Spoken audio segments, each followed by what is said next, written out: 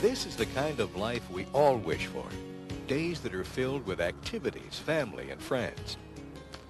Roger enjoys his workshop, especially on weekends. Marie likes to entertain friends at home. A day at the office keeps Angela busy. Jim's grandchild keeps him on the go.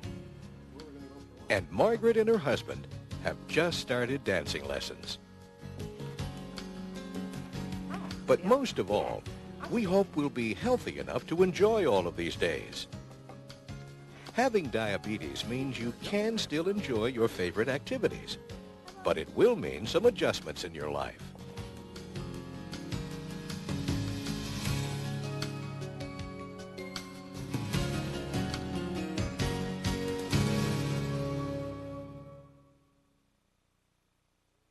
The treatment plan your doctor has recommended has two broad goals.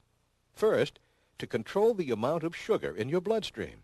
And second, to prevent long-term complications, especially in your heart and blood vessels.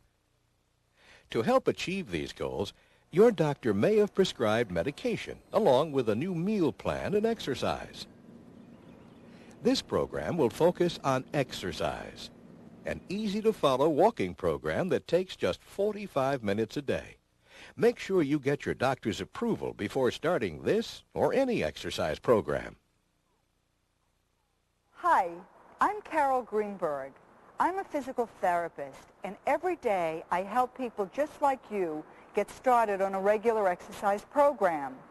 Regular exercise is important for everyone, but for people with diabetes, it's especially important to exercise every day because it helps keep blood sugar levels in control.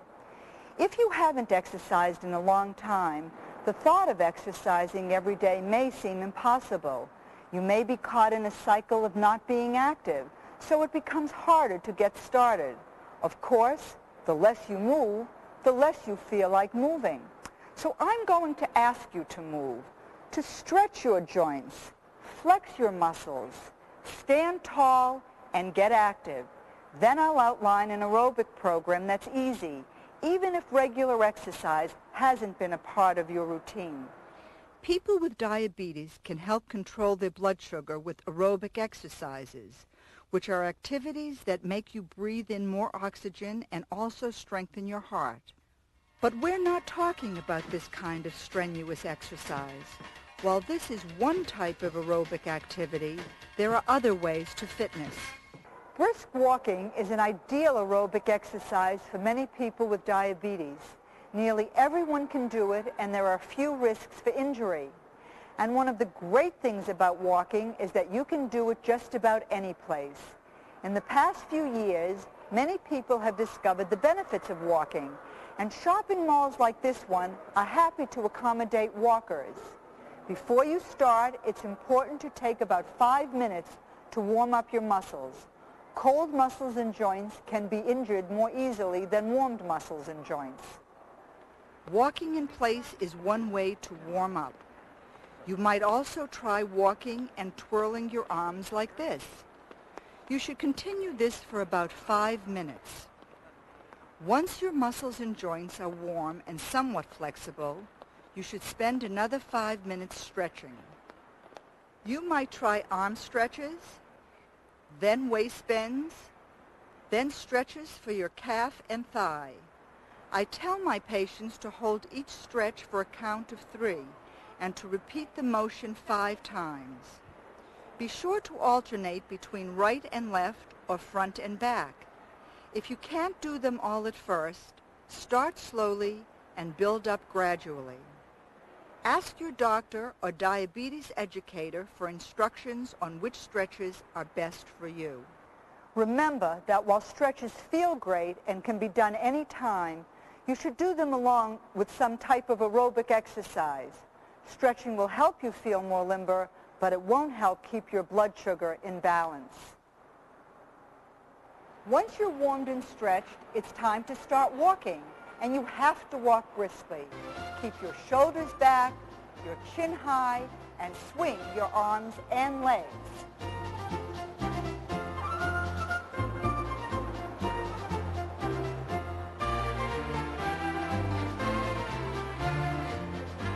should be walking fast enough so that you breathe more deeply and rapidly than normal. You should be able to carry on a short conversation while you walk, but if you can sing happy birthday, you're probably not walking fast enough.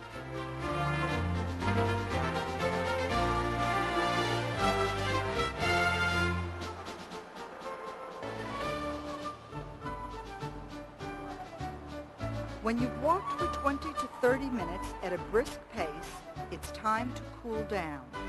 But don't stop abruptly. Continue to walk, but at a slower pace, for about 5 minutes. This allows your muscles to cool down and your breathing to return to a normal rate.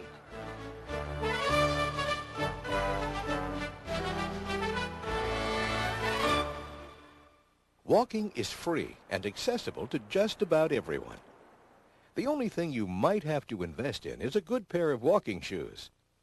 As you know, foot care is especially important when you have diabetes.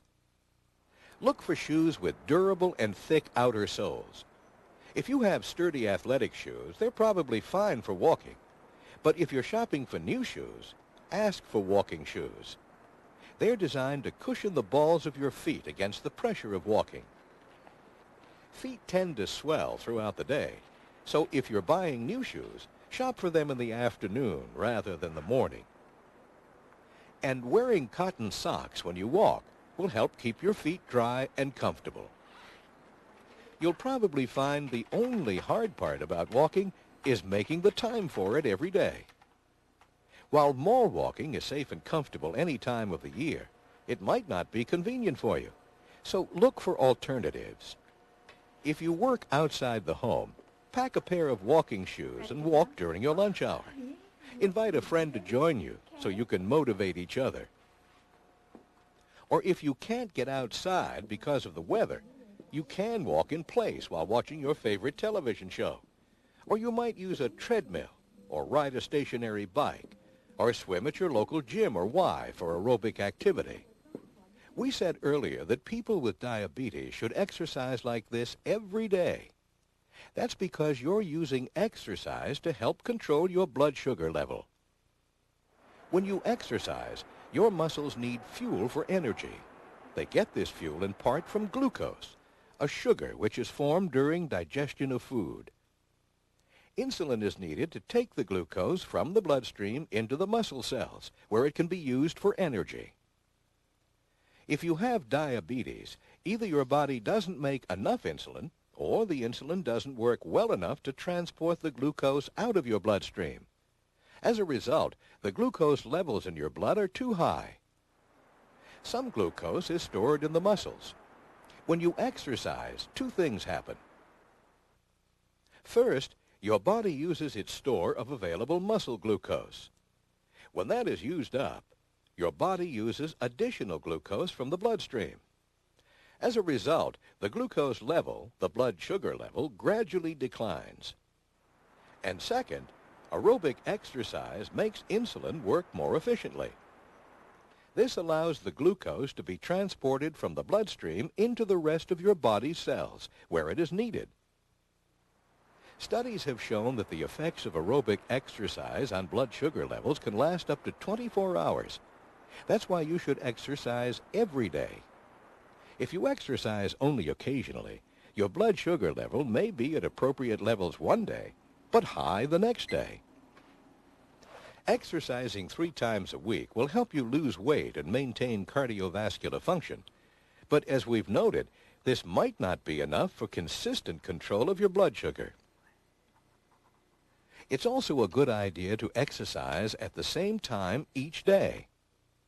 Of course, people with diabetes must take some special common sense precautions when doing aerobic walking or any exercise program.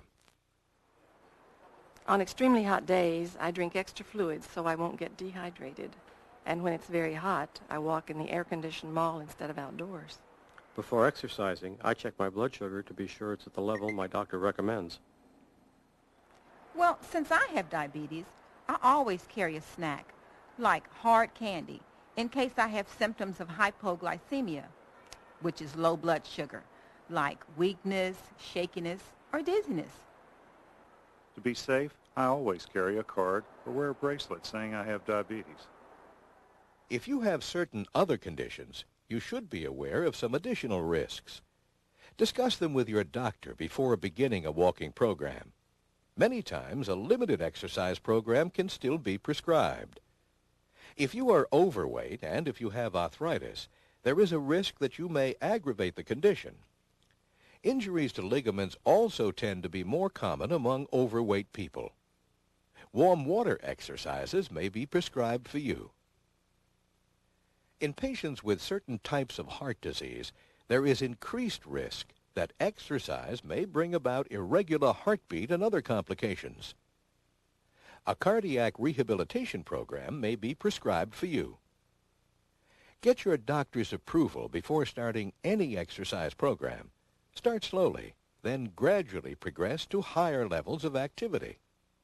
Once you've gotten into the exercise habit, you'll enjoy many benefits. Your body will make better use of blood sugar. A regular walking routine, along with a new meal plan, can help you maintain your weight at an ideal level. You'll also reduce your risk for cardiovascular complications. Finally, with exercise, it may be possible to reduce your dosage or need for insulin or oral medications to control diabetes. I'm asking you to develop some new habits. It's really not hard to take 45 minutes for yourself every day, especially if you find an aerobic exercise you really like to do. We focused on walking because it's so easy and is especially good for those with diabetes. Find a friend to share the time, or just take the time for yourself. You'll find that you feel better and that you have more energy to enjoy the healthy and happy days ahead.